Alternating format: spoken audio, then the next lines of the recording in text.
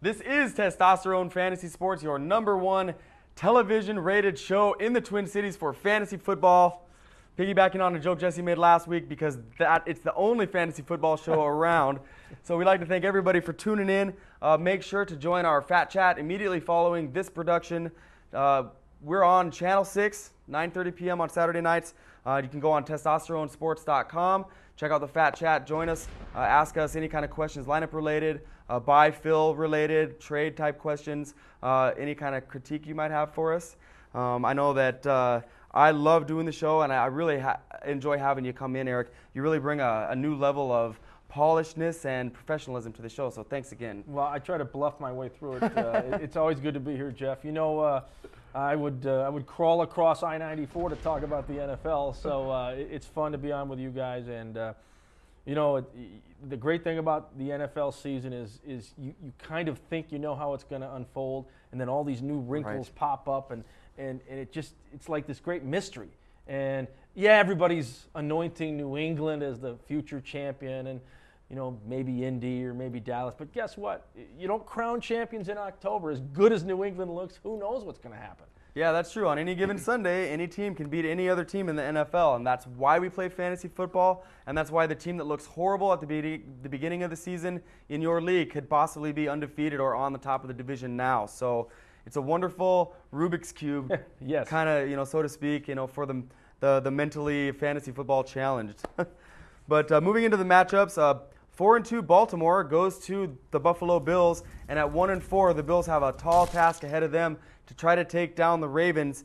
Eric, give me your sense on how this game will go. Well, I mean, Baltimore is obviously a very strong defensive team. They shut down the 49ers. They put the clamps on St. Louis last week. My hunch is the Baltimore Ravens should be able to go into Buffalo and get a win. Remember, as good as Buffalo played in that Monday night game against Dallas, that heartbreaking loss, they didn't have an offensive touchdown. Right. 2 defensive scores and a special teams return, and I believe a field goal. So they're offensively a little limited. Marshawn Lynch is a pretty good player, the rookie, but they're going with Trent Edwards, the Stanford youngster. J.P. Lossman, I believe, is number 2 there. So I think this is a game the Ravens need to get. It'll be disappointing if they lose it for Baltimore. Yeah, it's interesting that you bring up the Buffalo defense in the game that they played the Cowboys, because as far as bye week fill-ins go, I think the Bills make a pretty good start here. They're at home, and for the Ravens, Kyle Bowler is going to get the start here this week. And Kyle Bowler is a backup to Steve McNair for good reason. So I think the Buffalo Bills have a good chance to get a few interceptions, possibly turn that into a touchdown. I would hesitate to say 2, but I don't want to predict that.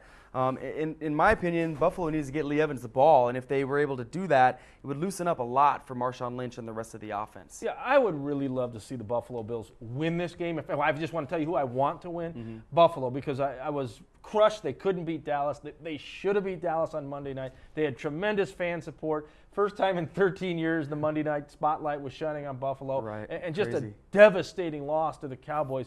You know, Buffalo, they've only won 1 game. And it's one of those cities up there in the Rust Belt where it snows a lot. They're not a glamour town like Dallas or San Diego or Miami. They live for the Bills. I mean, and it's been a long time since the Bills have been a playoff team. I mean, the days of Jim Kelly and Thurman Thomas are long gone. So they need some good news in Buffalo, because I saw the extended forecast, Jeff. Snow for the next 7 months. Oh, crazy. In Buffalo, that's how it is out there. They've got the Bills and a waterfall. So the Bills are pretty much the only show in town. I think Willis McGahee is going to get off to a nice start here in this game. He came from Buffalo, so he's going to want to really torch his former team. It's his return back to Buffalo, and I think he'll definitely get in the end zone. He's only got 1 touchdown so far this season. So to me, you know, he makes a great play for your fantasy team. And then, surprise, surprise, if you're in a reception scoring league, Derek Mason leads the league in receptions with 49. That's crazy to me, 49 from Derek Mason. Yeah, I would not have guessed that until you just brought that up. But I think that Derek Mason's a guy that had a lot of success in Tennessee, and Baltimore got him for a reason, you know, to try to ease the load a little bit on Todd Heaps. So you know, the thing with the Buffalo Bills is they didn't play last week, so they had a bye coming off that Dallas loss. I figured there'd be a hangover because that was such a devastating loss, a dagger loss to the Cowboys. But they've had time to put the hangover behind them. So we'll see if they have any character, and then they can rise up and beat Baltimore. Yeah, It'd be nice to see the Bills do something well this week. Moving right along, 1-5 Atlanta Falcons going to the 1-4 New Orleans Saints. The Saints have only won one game, and they finally did it last week, and they did it looking like the Saints of old. I mean, how do you tell which team it's going to be this week? Hard to figure. I know we dogged them last week. I mean, the Saints had not looked good, and then they go into Seattle. But the thing I noticed about that game is sometimes when a team's going poorly, like the Saints were, and really still are, you look for a spark. Sometimes a spark can turn into a brush fire, and they got that bad punt situation with Seattle early, scored, got on the board first on the road up there at Quest Field, tough place to play. Suddenly the crowd isn't into it as much. Then they got another touchdown. It's 14-0 Saints, and all of a sudden they've got life. All of a sudden the Saints are feeling like, you know what?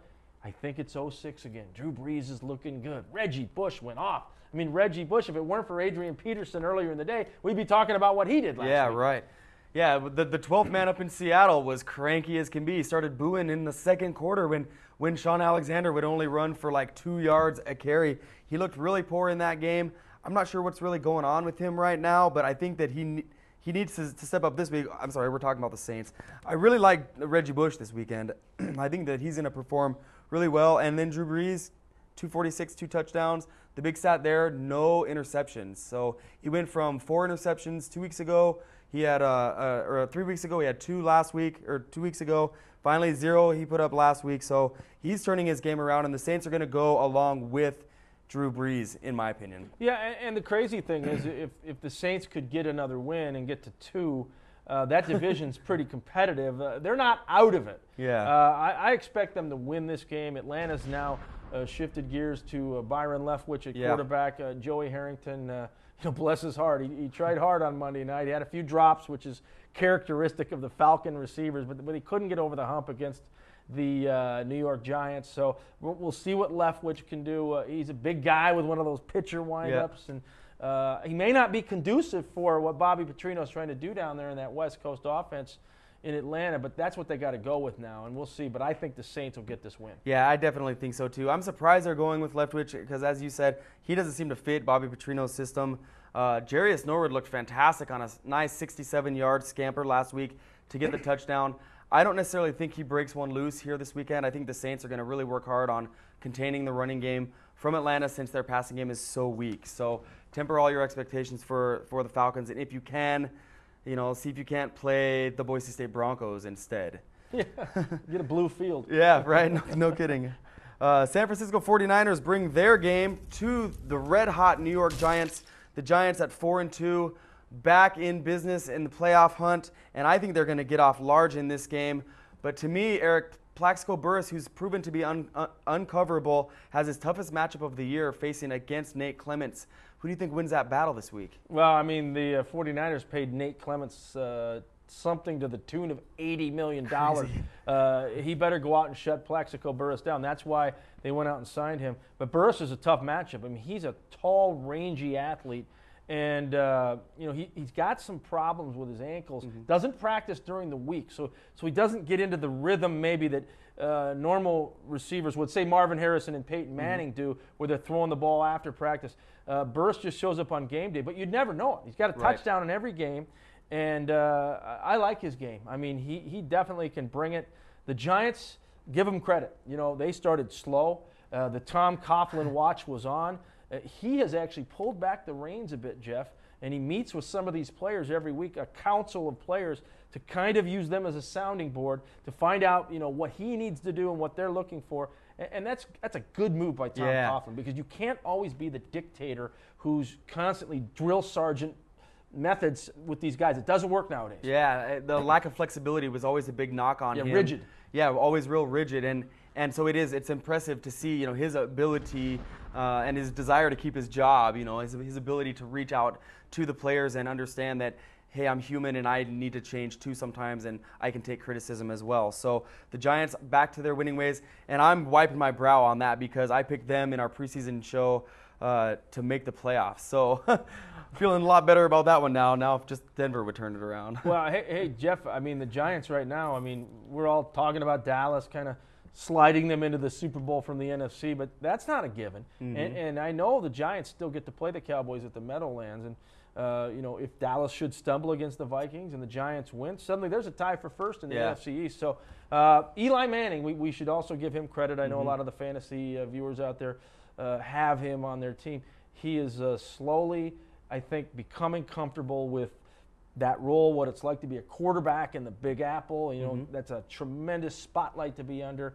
And every great quarterback has to have that security blanket. He's got it in Plexico Burress. He's got the big play tight end in Jeremy Shockey. Amani Toomer was a record setter last Monday night. The key for them is probably going to be the running game. Can Brandon Jacobs step it up? Yeah, I agree, and that's one thing I definitely wanted to touch on. What we're seeing here, in my opinion, is something that's totally typical of Tom Coughlin's style of football. He really likes to run the committee approach, and if you watched last week's game, you just kept the stat line. All my buddies, I know Jesse and everybody, they love Brandon Jacobs, the Kraken. I think that he's got great skills, but to me, you never can tell who's going to get the goal line look. It's like Brandon Jacobs got 13 carries for 86 yards, didn't get a carry inside the 5-yard line. That went to Drones, and then they mixed in Derek Ward. Derek Ward got a touchdown. So it's really hard to pick which one of those guys is going to get the touchdown love. Jacobs is the number one back there. No matter what, Coughlin's system has proven successful in the NFL. They're going to run the ball. They're going to run the ball well because they shouldn't be able to pass as well, I think, in this game. Yeah, and defensively, and I know obviously defensive part of fantasy football, they only allowed 10 to the Falcons. I know the Falcons are not a dynamic offensive team, but it was Monday night. There was the potential you'd run into something dangerous there in Atlanta. They never let it happen. Umenyiora and Michael Strahan and that group, they're getting to the quarterback. So if they have that kind of defense with the offense they have, the Giants are going to be a factor as far as getting to the Super Bowl. Yeah, I definitely think that they have a good chance. And in this game, likewise, the Niners, have kind of disappointed this year. They were like kind of the chic pick by a lot of people to do really well. Alex Smith, everybody had a lot of good feelings about him. He's now injured, and Trent Dilfer steps in under center. Gosh, that guy's been around forever. I remember when I liked him from Tampa. Yeah, and he's got a Super Bowl ring with the Ravens back when they beat the Giants. I think that game was in Tampa. But, he's not the long-term solution. No. The reason you have guys like Trent Dilfer on your roster is if your starter gets real cold and you need to yank him, or if he's down for a couple of weeks and it's a Band-Aid approach. I don't know how long Alex Smith is out. I think he's out for a few more weeks. Yep. They got to get Frank Gore running the football. Yes. I mean, you go back to the beginning of the season, and a lot of us were saying Frank Gore might be the man in the NFL. So the other thing is Vernon Davis. Where's this young tight end? They're a disappointment, the 49ers. Yep. I don't think there's any doubt. I bought into it. I bought into the hype in the preseason. 49ers need to get this thing turned around. The only thing saving them now, that's not a good division. Yeah, that's right. It seems like nobody wants to win. We talked about that before. You can't buy a loss a win in that division because nobody seems to want to take control there. The Niners have good defense. Their offense has yet to come around. I think Gore starts to get things going this weekend for no other reason than that the Giants will allow the rush. And the passing game, Darrell Jackson's been injured. I just don't think that they're going to be able to hang. Vernon Davis still coming back from his injury. Going to have to shake the rust off. I think he's starting to practice a little bit, but a non-factor so far this year. Yeah, it's been a disappointment for the 49ers. I mean, you look at their points scored, only 63. That's the lowest. 63 points is the lowest amount of points that any team has scored in the NFL. They've played 5 games, so they've had a lot of chances. So that's dismal right now. Yeah. I think we all expected much more of San Francisco. Yeah, they're not doing well. So moving on to another team that's not doing well. At least they get to play at home this weekend. The Dolphins get to host the tough matchup they have to play against the Patriots. And I think that they're going to get crushed in this game. Although I think that if they wore the orange jerseys, they might get a chance to upset the Patriots like they did 2 years ago. Patriots were on an undefeated roll, and it was the Dolphins who stopped that. Of course, the 72 team pops the champagne when that happens. This Miami Dolphins version of the team, not even near that one. So I think that the Patriots roll here in this game. What do you think? Yeah, I mean, it looks like that on paper. I'm sure that Don Shula and the old gang from 72 and Warfield and Zonka, they're trying to, impart some good vibes on this team. I don't know if that's going to be enough. They may want to suit up. Maybe let Shula coach. But, hey, it is the NFL. And only in the NFL could you have the week before 2 5-0s meet. And now you got the 6-0 versus the 0-6. Right. And you know what's going to happen, Jeff. You know you're going to be watching the games on Sunday, and those early scores will come up. and it'll say Miami 7, New England nothing, and you're going to start thinking, oh my, Right. here comes the upset. Here it comes. But I don't know. I don't see it. They got rid of Chris Chambers this week, sent him out to San Diego. I know we'll talk about that when we get to the Chargers. But it would be fun. I think the only thing maybe making it possible is that undefeated season. The Dolphins, they knocked off the Bears in '85 when they were trying to go perfect. So I never say never in the NFL, but boy, Tom Brady, Randy Moss and company, they just look like they are the ultimate juggernaut right now. You know, one thing I really like about Tom Brady is given whatever situation he's faced with, he can either zip the ball in between traffic, or he can lay it in there nice. He's got great touch.